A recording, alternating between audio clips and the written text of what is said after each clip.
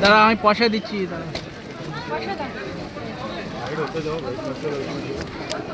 দাঁড়া, ধরো ধরো ধরো।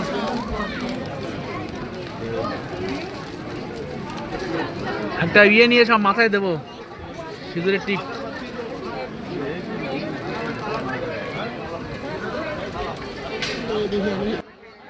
সে মাঝ বিকেলবেলা আমরা চলে এসেছি কামাখ্যা মন্দিরে।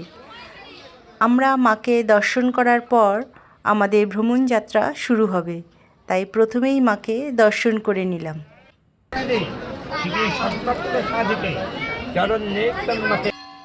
অন্যতম পবিত্র শক্তিপীঠ কামাখ্যা মন্দির।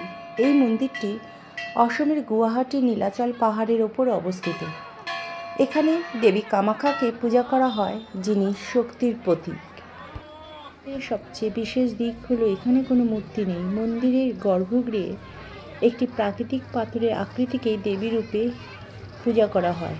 ভক্তদের বিশ্বাস এই স্থানে দেবী সতীর একটি অংশ পতিত হয়েছিল, তাই এটি শক্তিপীঠ হিসাবে অত্যন্ত গুরুত্বপূর্ণ। তবে গর্ভগৃহে ভিডিও তোলা নিষেধ, তাই ভিডিও করে তোমাদের দেখানো গেল না। প্রতি বছর এখানে অম্বুবাচী মেলার আয়োজন হয়, যা দূর দূরান্ত থেকে ভক্তদের আকর্ষণ করে। সেই সময় মন্দির কয়েকদিন বন্ধ থাকে, তারপর আবার দর্শনের জন্য খুলে দেওয়া হয়। এখানে এলে সত্যিই মনে হয় যে মায়ের ডাকেই আসা হয়েছে, আর এক অদ্ভুত শান্তি অনুভব হয়।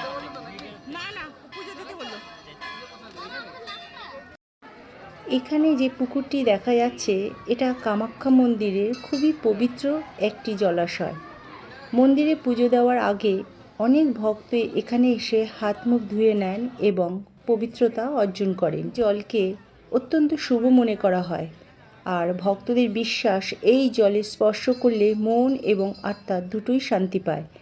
চারপাশে এই পরিবেশটা দেখলে বোঝা যায় কতটা শান্ত আর আধ্যাত্মিক অনুভূতি রয়েছে এখানে। এই স্থানটি কামাখ্যা টেম্পলের এক অংশ হিসাবে অত্যন্ত পবিত্র। বলা হয়, যখন দেবী সতীর দেহত্যাগ পৃথিবীর বিভিন্ন স্থানে পতিত হয়, তখন এই অঞ্চলে দেবীর শক্তির প্রভাব ছড়িয়ে পড়ে। সেই শক্তির স্পর্শে এই কুম্ভের জল পবিত্র হয়ে ওঠে।